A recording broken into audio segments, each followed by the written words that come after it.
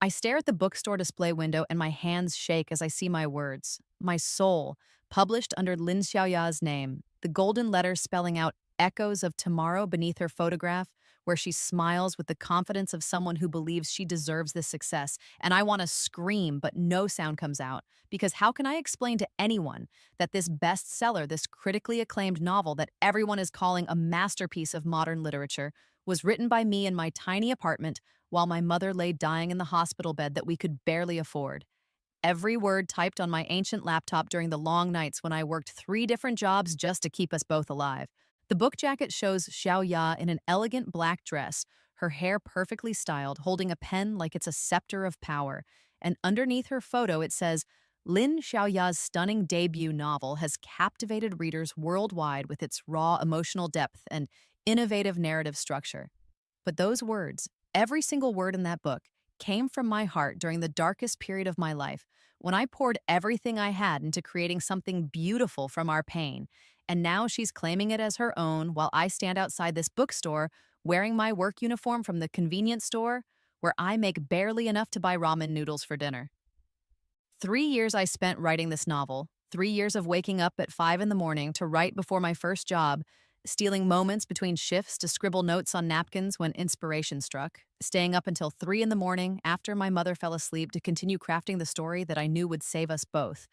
And I shared every draft with Xiao Ya because she was my best friend since childhood, the one person I trusted completely, the one who always said she believed in my talent and encouraged me to keep writing even when rejection letters piled up on my desk like fallen leaves. Maylene, this is incredible, she would say, reading my latest chapters with tears in her eyes. You have a gift that the world needs to see. Please don't give up on this dream.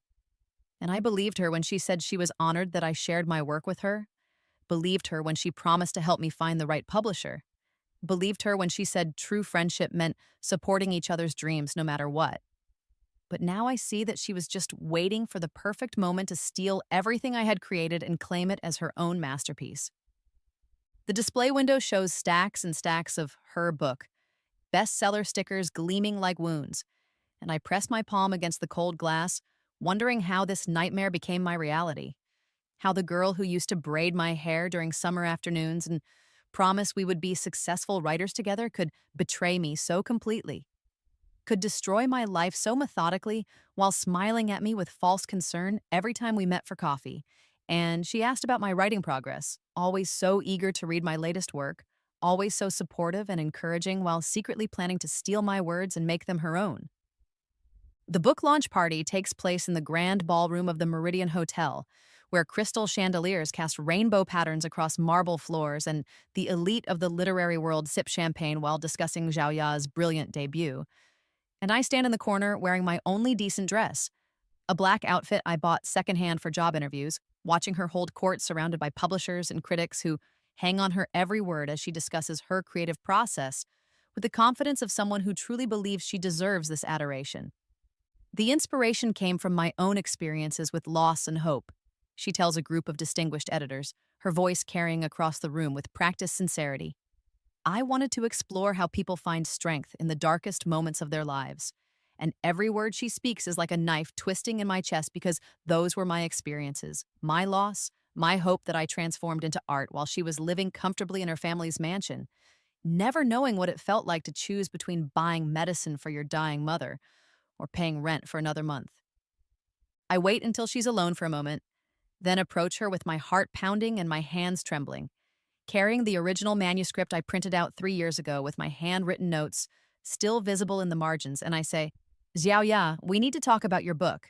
But before I can explain anything else, she looks at me with such genuine confusion that for a moment I almost doubt myself, almost wonder if I'm going crazy from grief and desperation. Maylene, darling, you look so tired, she says, reaching out to touch my arm with what seems like real concern. I know you've been struggling since your mother's illness got worse, and I'm worried about you because you've been acting so strange lately, claiming that other people's work belongs to you. And her voice is so gentle, so filled with sisterly care, that everyone around us stops their conversations to listen. And I realize with growing horror that she's already prepared for this confrontation. This is my manuscript, I insist, holding up the pages that represent 3 years of my life. These are my handwritten notes, my character development charts, my original ideas that I shared with you because I trusted you. But she shakes her head sadly and says, Oh, Maylin, I know you're going through a difficult time, but you can't keep doing this. You can't keep claiming other people's work as your own, just because you're struggling to write something original. The crowd around us grows larger as her voice rises with perfect concern, and she continues, I've been trying to help her for months. She's been obsessed with my writing process, constantly asking for drafts and notes, and now she's convinced herself that she wrote my novel. It's so heartbreaking to see someone I care about deteriorating like this. And everyone nods sympathetically while looking at me like I'm a dangerous, unstable person who needs professional help. Check the timestamps on her computer files, I say desperately. Compare the writing styles, analyze the development process. There has to be evidence. But when I rush home to gather proof, my laptop won't turn on. The hard drive completely corrupted, and all my backup files on cloud storage have mysteriously disappeared.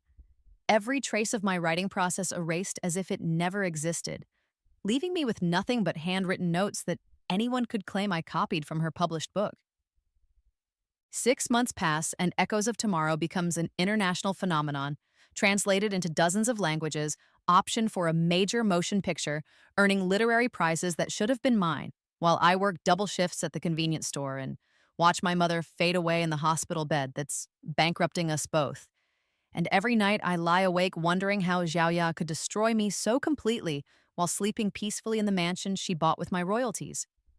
The publishing industry has blacklisted me completely after word spread about my false plagiarism accusations against a rising literary star, and editors who used to respond to my query letters now won't even read my name in their email inboxes, whispering that I'm dangerous to work with, unstable, the kind of writer who attacks successful authors out of jealousy and mental illness.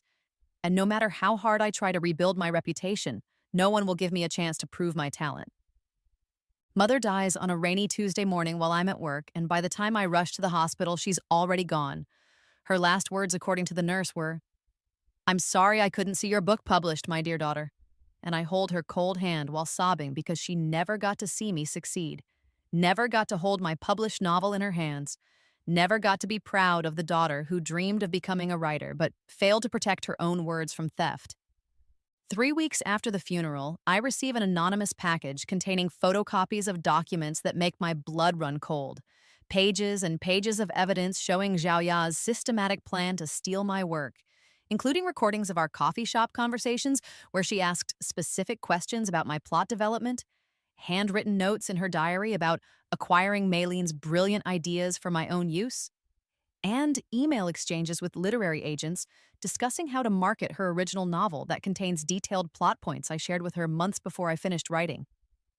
The evidence is overwhelming and undeniable, proving that she planned this theft for years, carefully documenting my creative process while pretending to be my supportive friend. And I realized that every encouraging word she spoke, every moment of sisterly advice, every promise to help me find success was just part of her elaborate scheme to steal my life's work and claim it as her own masterpiece. I confront her at the mansion she bought with my stolen royalties, a sprawling estate with marble columns and manicured gardens that my words paid for. And when she opens the door wearing a silk dress that costs more than my monthly rent, she smiles at me with the same false warmth she's always shown, as if we're still best friends meeting for coffee instead of victim and thief, facing each other across an unbridgeable chasm of betrayal. Maylin, what a lovely surprise, she says, inviting me into a living room decorated with awards and accolades for her writing. I've been so worried about you since the funeral. You look like you haven't been sleeping well, and her concern sounds so genuine that for a moment I almost forget why I came here, almost fall back into the old pattern of trusting her with my pain. But then I see my words framed on her wall, quotes from Echoes of Tomorrow presented as inspirational art, and the rage that has been building inside me for months finally explodes as I throw the evidence across her coffee table and watch her face change from false concern to calculating coldness. You planned this for years, I say, my voice shaking with fury. You recorded our conversations. You stole my ideas systematically. You destroyed my life while pretending to care about me. And she doesn't even try to deny it anymore, just pours herself a glass of wine and settles back into her designer sofa like she's discussing the weather. You were always so naive, Maylene, she says with a smile that reveals her true nature for the first time. Sharing your brilliant ideas with me, like you were giving away precious gifts, never thinking about protecting your work or building your own career strategically. I just knew how to take your raw talent and market it properly to the world. You destroyed my family? I whisper. My mother died thinking I was a failure, died never seeing me succeed, because you stole the one thing that could have saved us both. And Xiaoya shrugs, like my mother's death is just an unfortunate side effect of her business strategy, like human suffering is acceptable collateral damage in her pursuit of literary fame. Pour yourself some wine, she says, pushing a glass toward me. Let's toast to your contribution to great literature, even if the world will never know your name. And I'm so exhausted from months of fighting, so broken from losing everything that mattered to me, that I actually reach for the glass, too tired to notice the bitter smell that doesn't belong in expensive wine. The drug works quickly, and as my vision blurs and my limbs grow heavy, I realize that Zhao Ya has planned this final betrayal as carefully as she planned the theft of my manuscript. And her voice sounds far away when she says, "You were always going to threaten my empire eventually, always going to try to reclaim credit for work that made me famous. So this is really the only way to protect everything I've built." My last coherent thought as darkness closes around me is a desperate wish that I could live again, could have another chance to protect my words and expose her crimes, could save my mother and myself from this devastating betrayal, and I whisper into the void, if I could start over, I would never trust her with my dreams again. Then I opened my eyes and realized I had been reborn. Sunlight streams through the familiar curtains of my tiny apartment, the same faded blue fabric that I thought I would never see again, and I sit up in bed with my heart racing as I take in details that should be impossible. My ancient laptop sitting open on the desk where I left it 3 years ago. My mother's coffee mug in the sink with lipstick marks that I remember washing away the morning she went to her first chemotherapy appointment, and the calendar on the wall showing a date that makes my blood freeze because this is the day, this is the exact day when everything went wrong. My phone buzzes with an incoming call and Zhao Ya's name appears on the screen, the same call that started my destruction in my previous life. And I stare at her contact photo where she's smiling with the innocent expression of someone I once trusted completely, someone I believed would never hurt me. But now I know the truth about what lies beneath that false friendship, what calculated cruelty hides behind her caring words.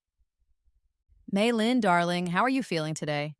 Her voice sounds exactly the same through the phone, sweet and supportive, filled with the sisterly concern that I once found comforting but now recognize as manipulation. I was thinking about your novel and I'm so excited to read the final version. You've been working so hard on it and I know it's going to be absolutely brilliant. Every word she speaks is like an echo from my nightmare. The same script she followed in my previous life when she convinced me to share my completed manuscript. And I grip the phone tighter as memories flood back. Her reading my work with tears of fake admiration, her promises to help me find the right publisher, her systematic theft of my ideas while pretending to be my most devoted friend and supporter. I'm not feeling well today, I lie, testing whether I can change the pattern of events that led to my destruction. Maybe we can talk about the book another time. And there's a brief pause before she responds, a moment of silence that I never noticed in my previous life but now seems significant, like she's recalculating her strategy in real time. Oh no, you poor thing, she says with renewed concern.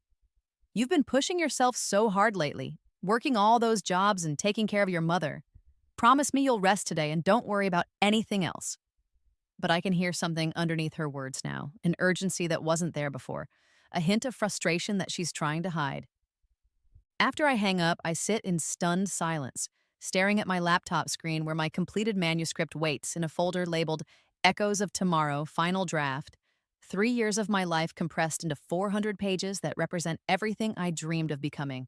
And I realize that this time I have the power to protect my work, to expose Xiao Ya's true nature, to save my mother, and build the literary career that should have been mine from the beginning. My hands shake as I open the document and read the first lines that I wrote during those long nights when hope was the only thing keeping me alive.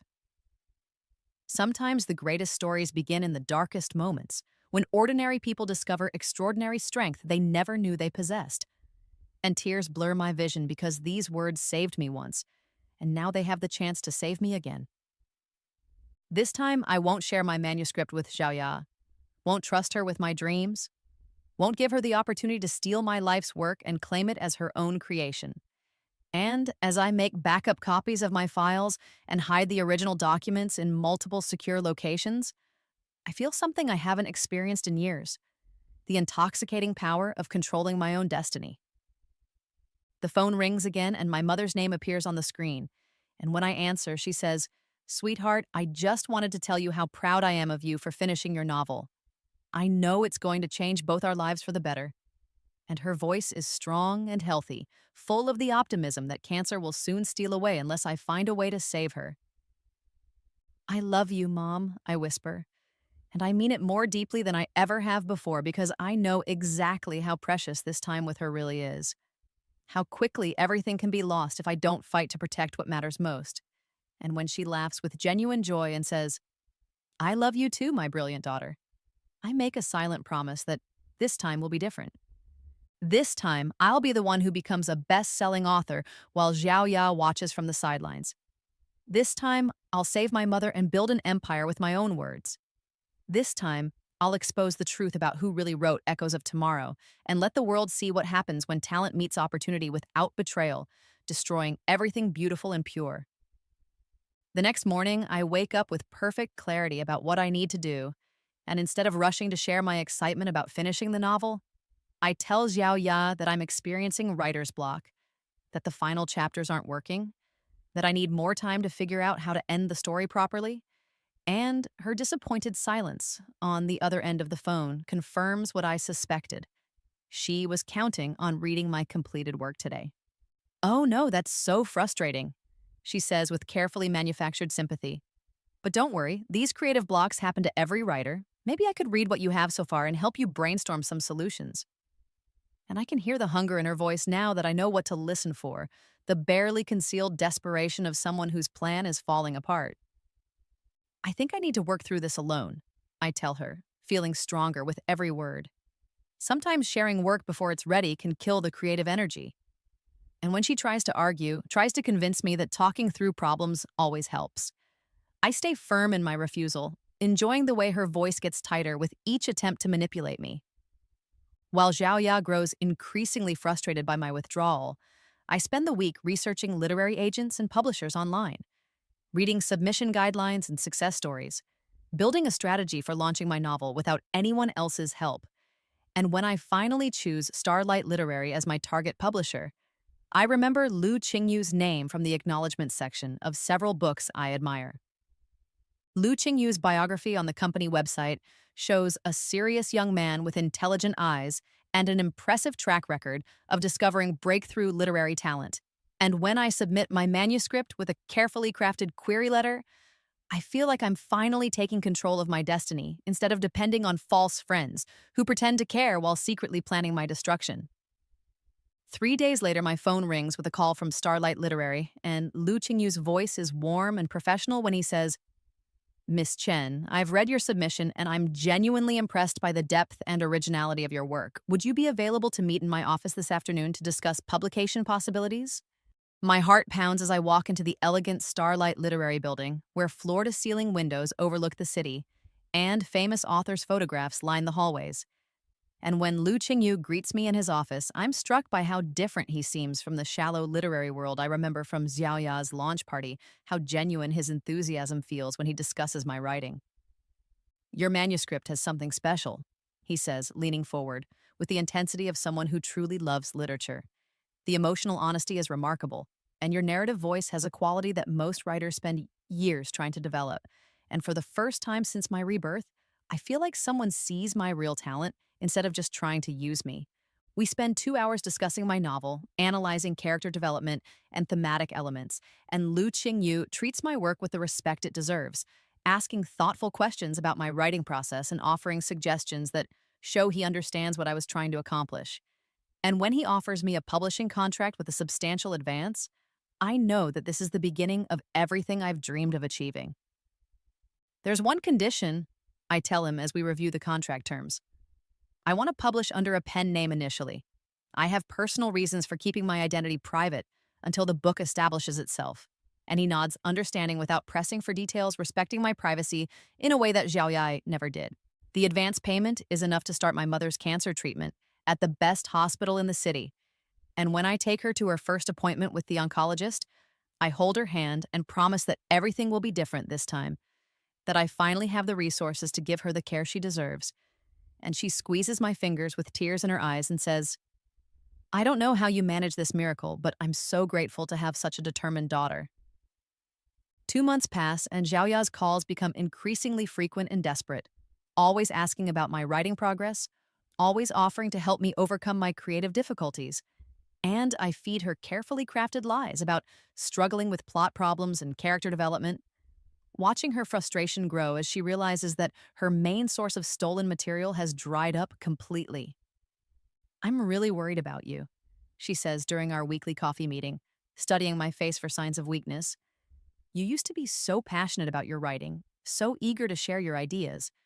But lately you seem distant and secretive, and I respond with vague complaints about artistic pressure and financial stress, never mentioning the book contract that's going to change my life.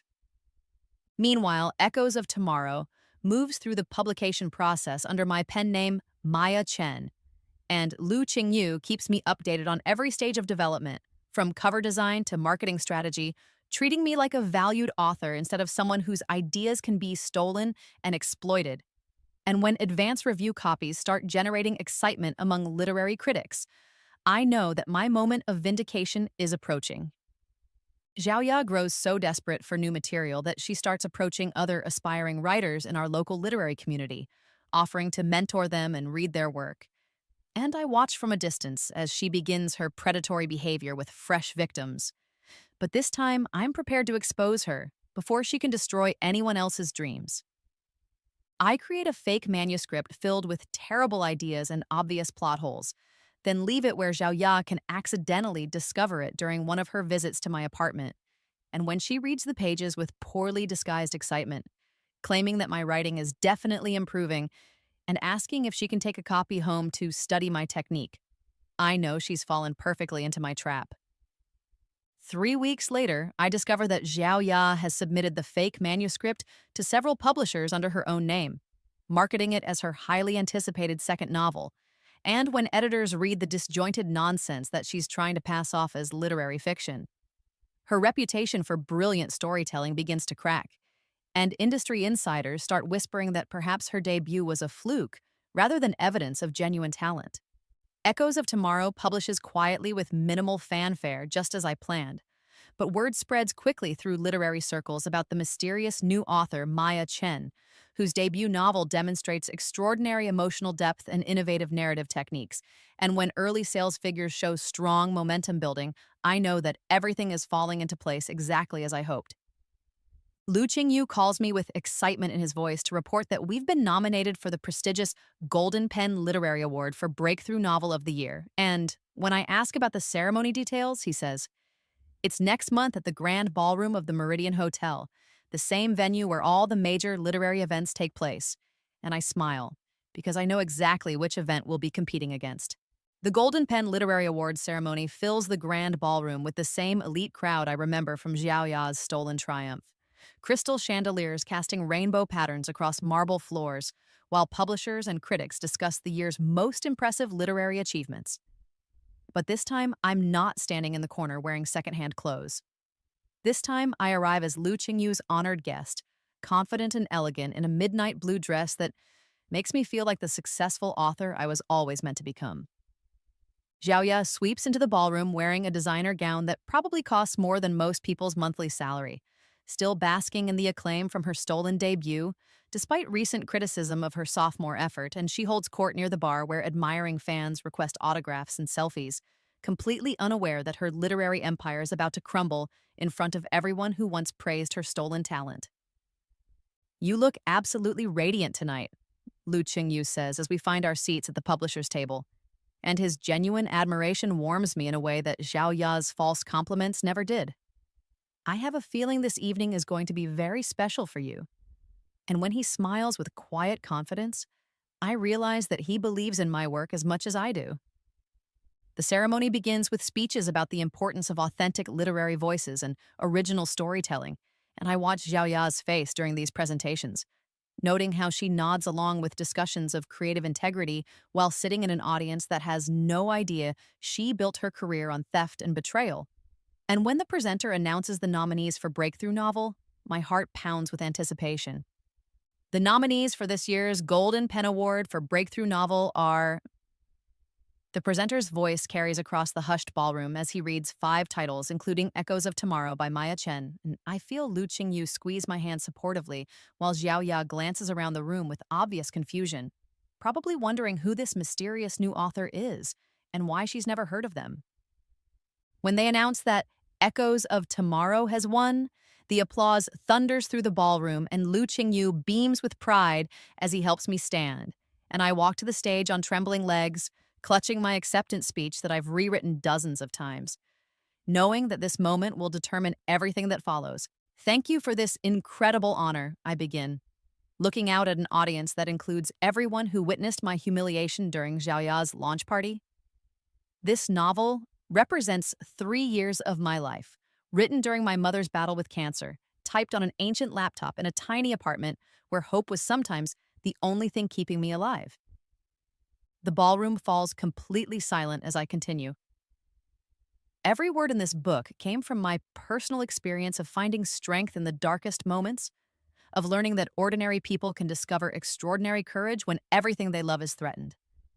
And I watch Xiaoya's face turn pale as recognition dawns as she begins to understand what's happening. I wrote this story by hand before typing it, keeping detailed character development charts and plot outlines, documenting every stage of my creative process, because I believed that someday the world would want to know how this book came to exist. And now I pull out copies of my original handwritten manuscripts, holding them up for the audience to see. These pages represent the heart and soul that went into creating what you've honored tonight. The audience leans forward with growing interest as I continue my revelations, and Lu Qingyu nods encouragingly from his seat, while Xiao Ya looks like she wants to disappear completely.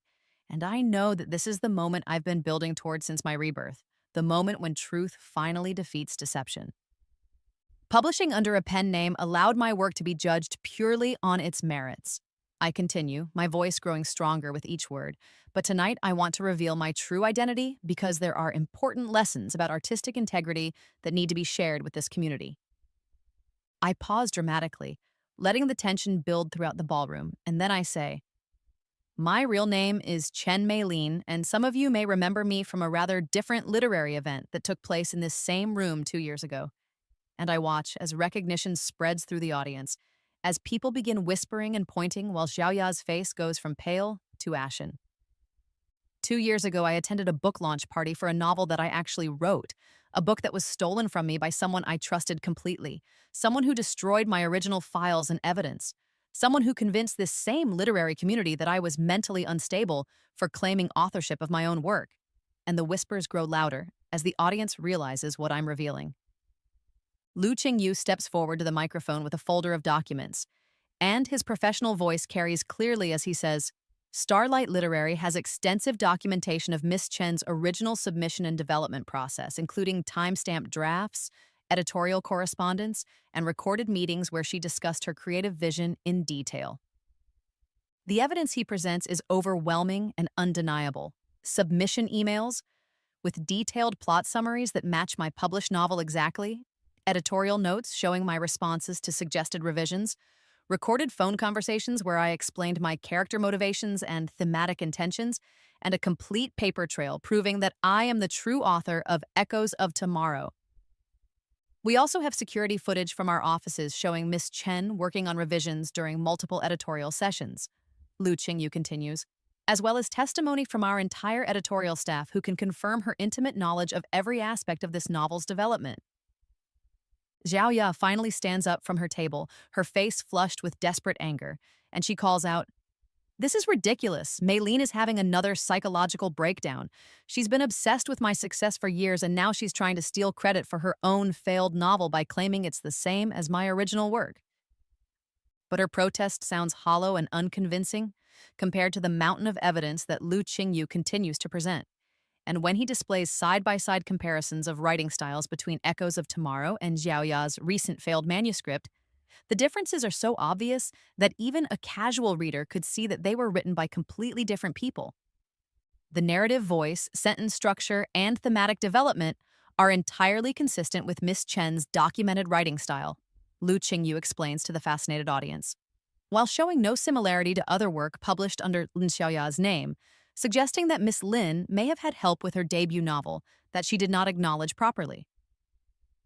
The implications of his diplomatic language are clear to everyone in the room, and reporters begin scribbling notes furiously, while photographers capture Zhao Ya's desperate attempts to maintain her composure, and I realize that this public exposure is even more satisfying than I imagined it would be. Other writers in the audience begin stepping forward with their own stories about Zhao Ya's predatory behavior, describing how she approached them with offers of mentorship while systematically stealing their ideas and incorporating them into her own work. And as more and more testimony accumulates, the case against her becomes absolutely damning.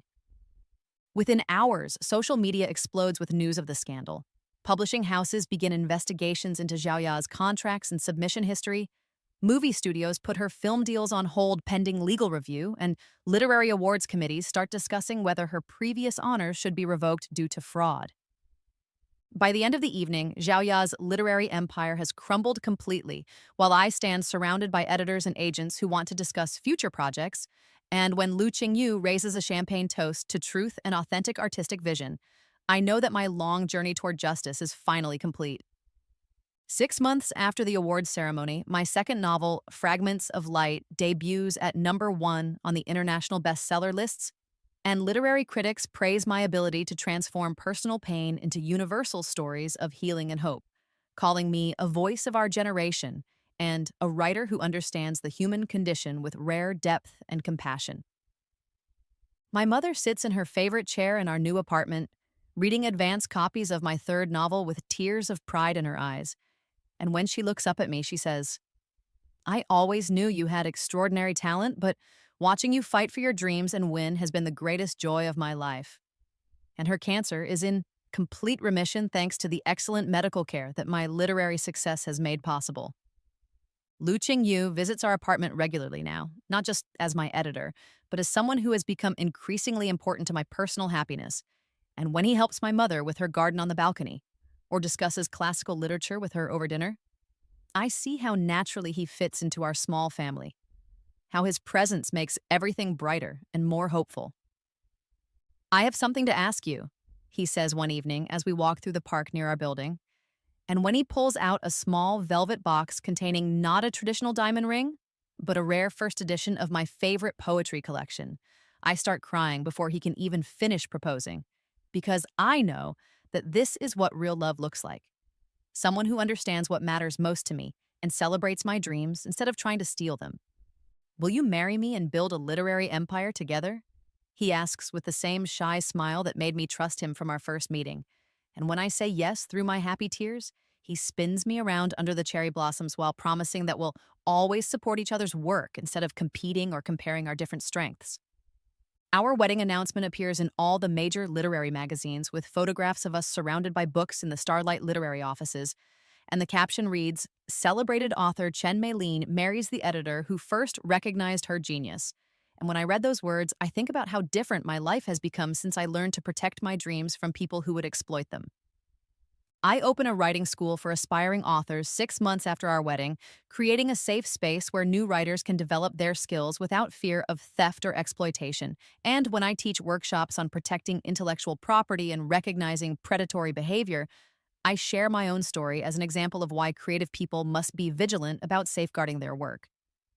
Talent without protection is vulnerable, I tell my students during our first session, but talent combined with wisdom and strategic thinking can overcome almost any obstacle.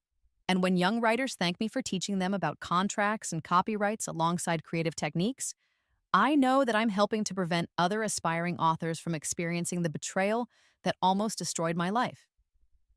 The literary world moves quickly, and within a year of my public revelation, Zhao Ya's name has become synonymous with plagiarism and fraud.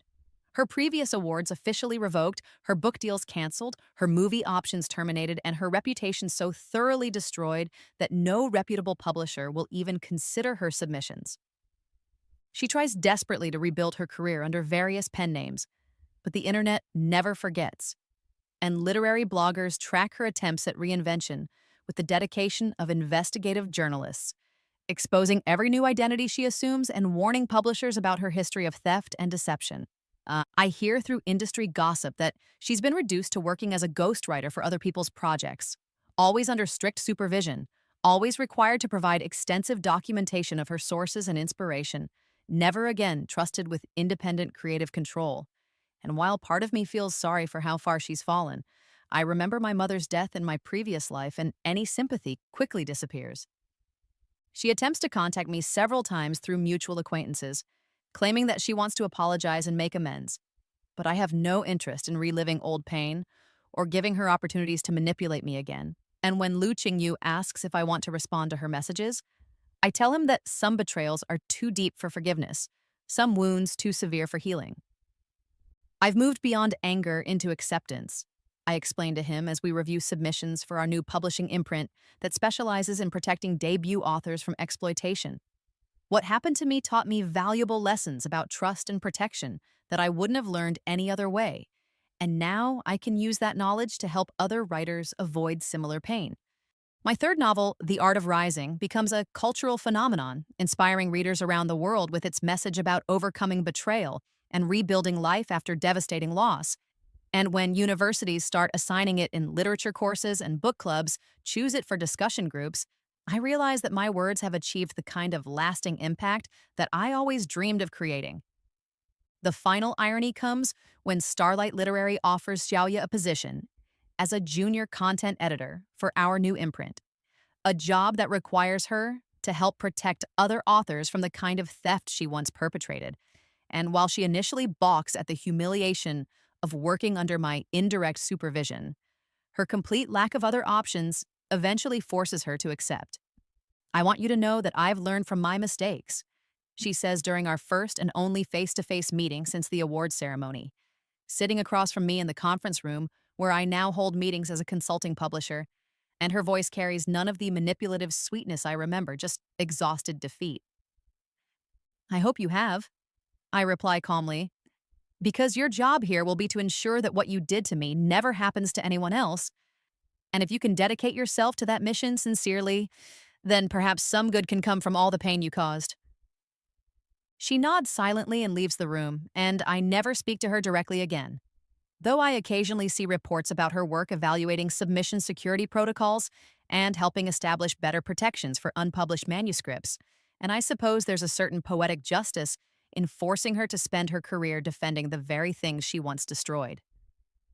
5 years after my rebirth, I sit in my home office surrounded by awards and bestseller certificates, with Lu Qingyu reading manuscripts in the chair beside my desk and our infant daughter sleeping peacefully in her crib nearby. And when I look at the framed first edition of Echoes of Tomorrow hanging on my wall, I remember that terrible night when I died, wishing for another chance. The woman I was in my previous life could never have imagined this happiness, this success, this sense of security and purpose that comes from learning to protect what matters most while building something beautiful and lasting. And when our daughter grows up, I'll teach her that talent is a gift, but wisdom is a choice, that trust must be earned and dreams must be guarded, that the greatest victory is not just achieving success, but ensuring that others can achieve it too.